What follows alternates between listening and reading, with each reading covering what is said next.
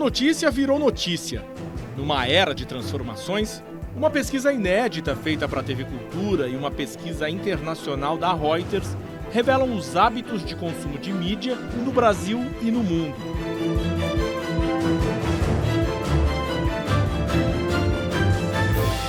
O jornalismo é mais essencial do que antes, do que no passado.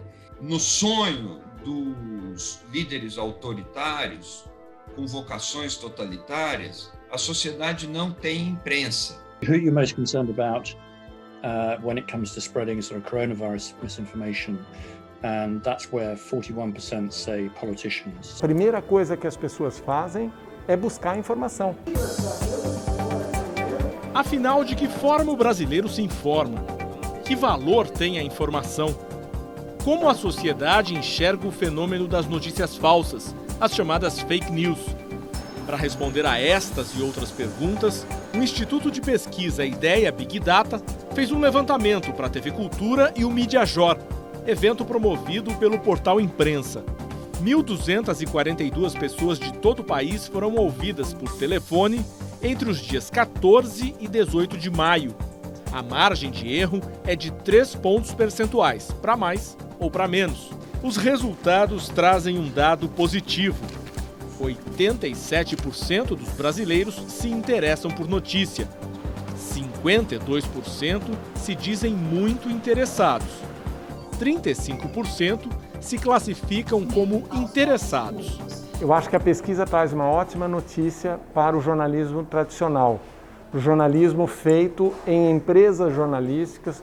A maioria consome notícias pelo menos uma vez por dia. Os assuntos mais procurados pelos brasileiros são saúde, economia, educação, emprego e política. Claro que a gente tem um efeito de pandemia nisso, né? Não é à toa que a categoria mais procurada é saúde, né? Então a gente obviamente entende que tem um ano aí atípico no consumo, né? No consumo de notícias, especialmente de notícias factuais. Né? Então, eu acho que, óbvio, tem um viés nesse aspecto, mas eu acho importante porque isto, se a gente olha os relatórios anuais, né, da Reuters Institute, que eles lançam todo ano, e a gente compara todos os países, né, o Brasil sempre foi um país tradicionalmente mais voltado a mídias sociais, né, e a entretenimento, e não necessariamente tão voltado, né, a jornalismo. Este recorte que a gente vê, ele é diferente. De fato, a edição mais recente da pesquisa mundial feita pelo Instituto Reuters para estudos do jornalismo, ligado à Universidade de Oxford, na Inglaterra, confirmou os efeitos positivos da crise sanitária no jornalismo. Seguindo rigores da metodologia acadêmica, a Reuters consultou a opinião de 92 mil pessoas em 46 países. Elas representam mais da metade da população mundial. Os resultados mostram que a confiança nas notícias em geral subiu 6 pontos percentuais em média, revertendo a queda verificada nos últimos anos. Quase a metade dos entrevistados afirmou que confia na maioria das informações a maior parte do tempo. Já a confiança nas mídias sociais permaneceu estável. Na hora em que um episódio tão importante quanto esse acontece, como a pandemia, ou as grandes tragédias, a primeira coisa que as pessoas fazem é buscar informação. E elas querem saber informação produzida com credibilidade. E o modo de produção jornalístico, de empresas jornalísticas, de redações, é a melhor fonte de informação nessa hora. The clearest findings in our report every year is the generational split in terms of how people consume the news. So older people traditionally continue to prefer to use television and print, so sources they grew up with. Younger people grew up with digital, they grew up with social media, and they don't really think of any other way of doing it. It's about convenience, it's about control, it's about accessing information when they want, where they want. And I think one of the really interesting things is sort of digital natives under 25s and the extent to which they are now, many of them say that social media is their main source of news. So whether that's Instagram or increasingly TikTok or other younger platforms, this is where they're spending their time, and news organizations really need to think about how they can reach those people using some of these newer platforms. De acordo com a pesquisa brasileira feita pelo Instituto Ideia Big Data, a televisão é o principal meio de informação, seguida de perto pelas mídias sociais. Sites jornalísticos, jornais digitais e serviços de mensagens como o WhatsApp completam os 5 primeiros lugares no ranking. O celular domina como meio de acesso às mídias digitais, com a preferência de 94% dos usuários. O nível de integração mental é muito maior que a gente imagina. O cara assiste a TV tradicional no celular, entendeu? No computador. Assiste o Roda Viva no YouTube, entendeu? É uma integração, na verdade, né? E está cada vez mais difícil separar isso na cabeça das pessoas. Essa foi a minha impressão. I mean, what we're in the midst of is this huge sort of convergence, and it's very hard to talk about online as a distinct thing from television or radio, because we now have podcasts that also are working on the radio. You have television programs that are streamed live. Na lanterna do ranking dos principais meios de informação estão jornais e revistas impressos. O que soava como profecia no passado está se tornando realidade, indica a pesquisa. Depois de mais de um século estampando a primeira página do The New York Times, o slogan "Todas as notícias que merecem ser impressas" vai perdendo sentido. A circulação do print no mundo cai a 2 dígitos há 20 anos, né? E é óbvio que a gente vai ver, né, na grande maioria dos mercados, talvez esta plataforma desaparecer. O que não quer dizer que esses, sejam assinantes ou sejam leitores, não continuam se relacionando com a marca. O jornalista e desenvolvedor do projeto da Agência Estado, Rodrigo Mesquita, não tem dúvida. Os responsáveis pela fuga do público são os próprios veículos de mídia. Não tinham nenhuma cultura de rede, né?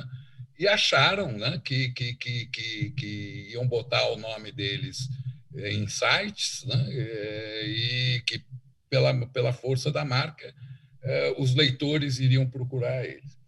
E continuaram trabalhando de forma broadcast na rede. E a rede exige outros tipos de processos, de fluxos de informação. Para a maioria dos usuários, a maior vantagem de usar serviços de mensagem como fonte de informação é a facilidade de acesso. Olá, boa noite. O mesmo vale para a TV. Já quando o critério é credibilidade, jornais impressos e sites jornalísticos se destacam.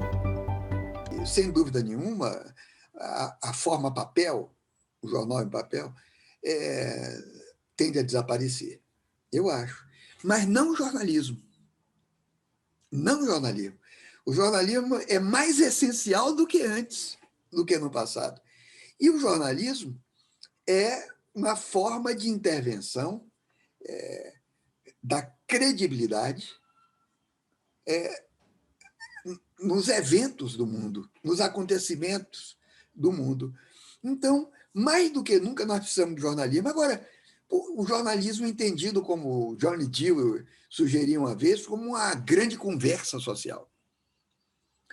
E essa conversa é pedagógica, essa conversa pode ser até divertida, mas ela é educativa. Portanto, o desaparecimento da forma papel não é o desaparecimento do jornalismo. 54% dos entrevistados conhecem mídias independentes. Metade das pessoas diz que acompanha notícias por essas mídias, sempre ou quase sempre. Outros 34% fazem isto às vezes. Quando o recorte é confiança, 72% confiam muito ou mais ou menos nesses veículos. Outros 25% confiam, mas pouco. Os índices são semelhantes aos dos veículos tradicionais. Agora as pessoas buscam qualidade em outras formas, com a mídia independente, com as redes sociais, com os aplicativos, né? Aquela coisa que só as emissoras oficiais, os jornais eram emissores de qualidade, eu acho que claramente não reflete mais os dados atuais. Eu sigo 1.000, 1.500 pessoas, sou seguido por 4.000 e tantas, estou falando aqui do Facebook, né? Eu recebo informação de 40, 50, 60 pessoas, se chega a isso. Quer dizer, o Facebook ele não manda informação para você em função do seu interesse. Ele manda informação para você em função do interesse comercial dele. A pesquisa nos traz várias respostas sólidas que devem ser consideradas por nós. E ela também traz perguntas. Ela, como uma boa pesquisa, levanta questões que não estão respondidas. Uma dessas questões diz exatamente respeito à qualidade da informação. Nós teríamos que fazer uma verificação do patamar de qualidade, ou seja, do grau de verdade factual, do grau de compreensibilidade de cada enunciado jornalístico, do nível de compromisso com a verdade factual das diversas redações, como cada uma delas corrige ou não corrige as informações incorretas. O que eu acho muito interessante também é a busca das pessoas pela opinião, né? As pessoas gostam de compartilhar mais conteúdo que tem opinião, gostam de conversar com amigos e colegas sobre os temas, gostam de participar nos grupos, né, cara? Assim, eu acho que é uma coisa que não é só o fato, mas a opinião também, com bastante relevância nisso, né? E talvez essa seja uma contribuição das plataformas, né? Dar voz à opinião de todo mundo, né? É um aspecto curioso. 38% preferem notícias acompanhadas de opinião que reforcem o próprio ponto de vista. 24%, porém, preferem uma informação que permita mudar sua visão do fato. Esta é a antítese da razão de existência do jornalismo. A razão de existência do jornalismo como watchdog, né, é trazer o dado puro, né, mesmo que tenha opiniões dos dois lados, para a população, né, então ter aí a sua formação de opinião a respeito. Uma tendência reforçada pela disseminação de notícias falsas. 15% dos entrevistados admitiram que sempre compartilham notícias recebidas por redes sociais, pela imprensa ou de conhecidos. 18% compartilham muitas vezes e 41% algumas vezes. Só 1 em cada 4 pessoas disse que não repassa notícias. O cenário é pior em relação aos serviços de mensagem. Só 10% declaram não compartilhar informações recebidas. 16% fazem isto sempre. 21% muitas vezes e 53% algumas vezes. O WhatsApp é o serviço de mensagem preferido de 93% dos brasileiros. As fake news deixaram de ter esse sabor, algo que era meio romântico, né? Que tinha lá aqueles ativistas, né? Que a gente tinha aquela imagem meio pirata da informação, né? Rádio pirata.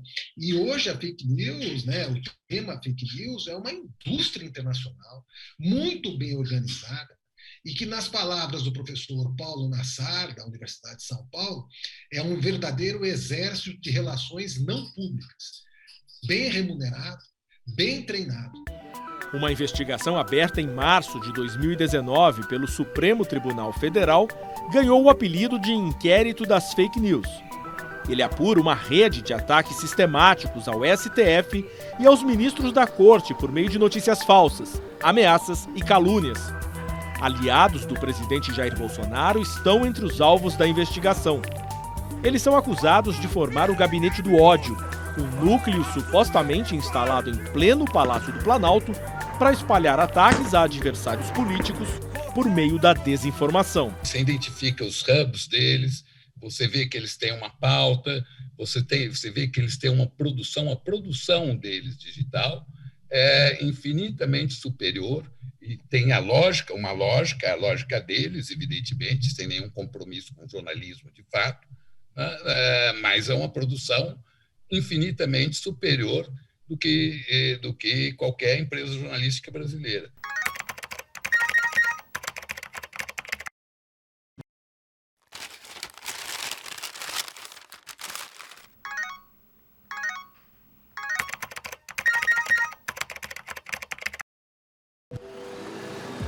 Uma Uma pesquisa feita pelo Instituto Ideia Big Data para a TV Cultura revelou que 9 em cada 10 brasileiros se preocupam com a divulgação de notícias falsas.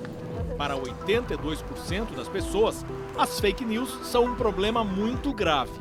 8% consideram mais ou menos grave.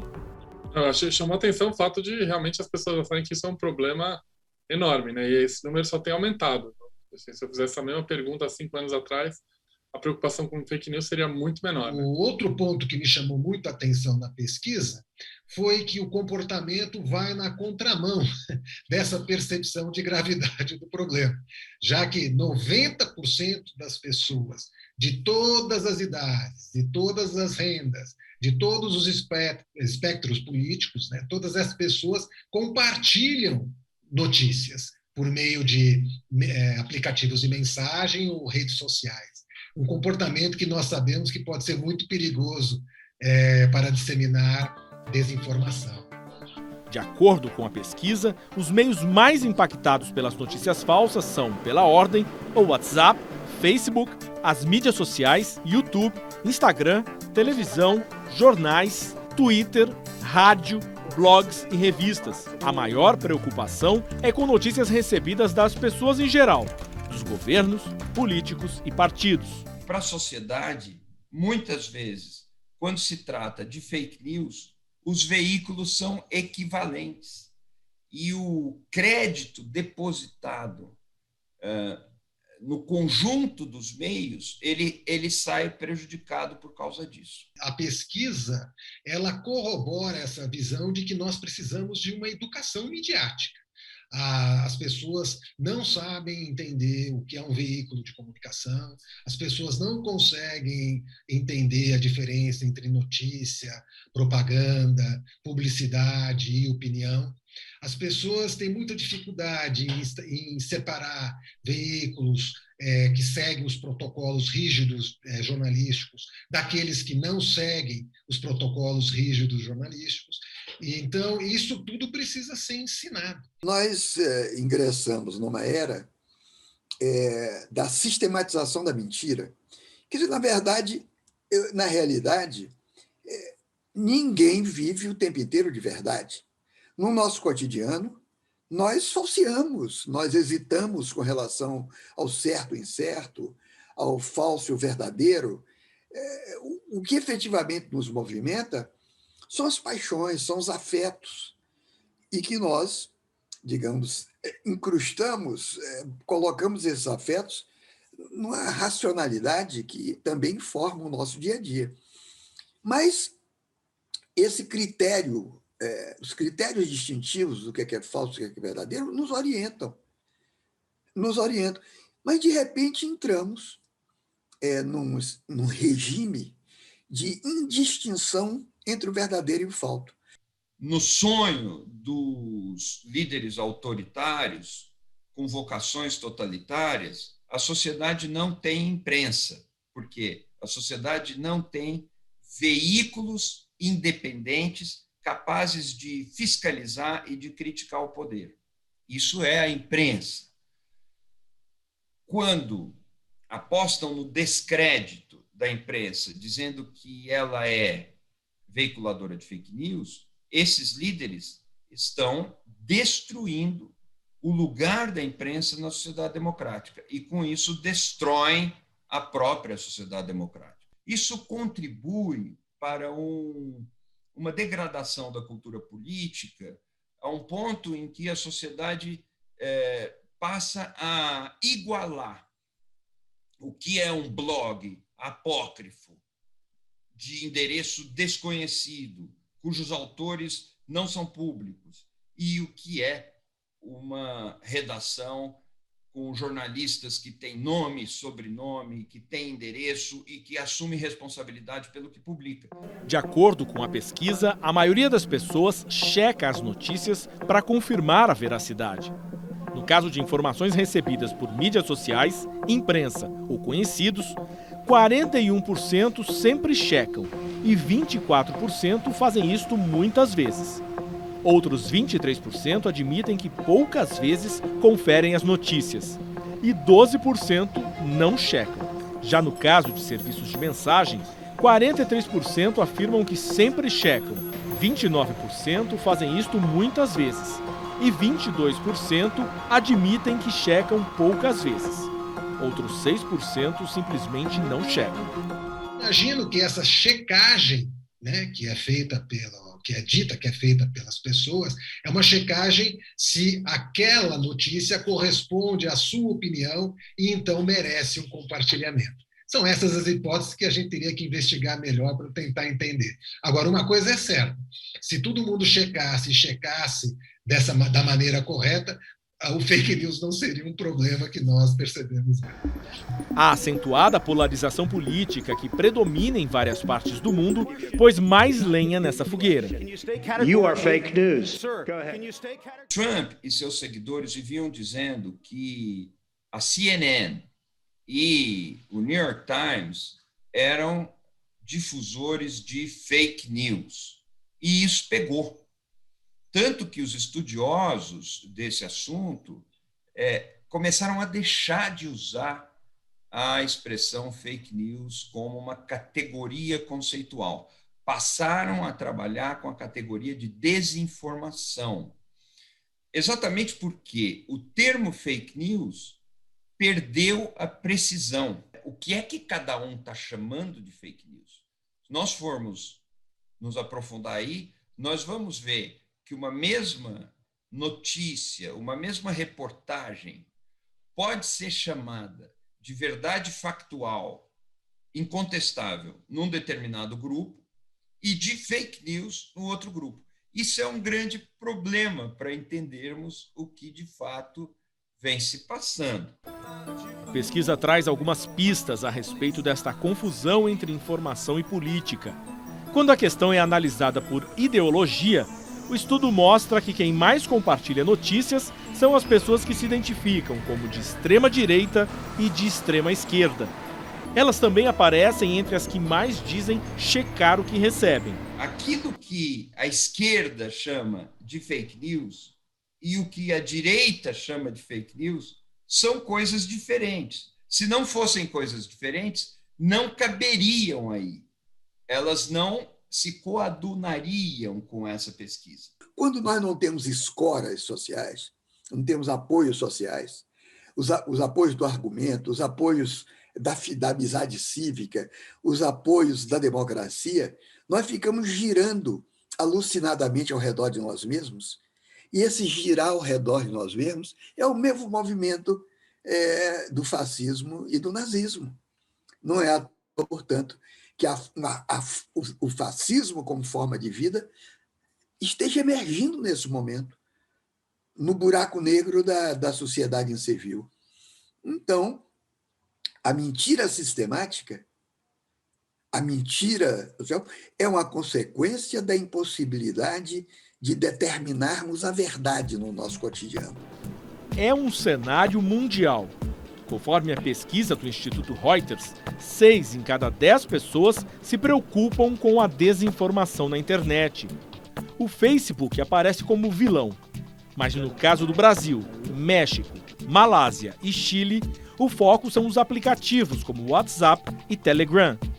Segundo os pesquisadores, nestas redes privadas e com criptografia, informações falsas tendem a ser menos visíveis e mais difíceis de contrariar, o que reforça o problema. There are a whole load of initiatives going on to try and improve this in terms of improving the transparency, and the platforms themselves like WhatsApp are also trying to reduce the number of forwarding. They're trying to increase literacy within the platform, and there are possibilities, to ask individuals, people using those networks, to flag up either to mainstream media organizations or to fact-checking organizations when they see misinformation, and then the results of those fact checks can be fed back by those ordinary people. Eu acho que nós estamos exatamente no ponto de inflexão, exatamente no momento em que está começando um controle das mídias sociais que estavam livres para mentir ou para informar mal, informar sem qualidade.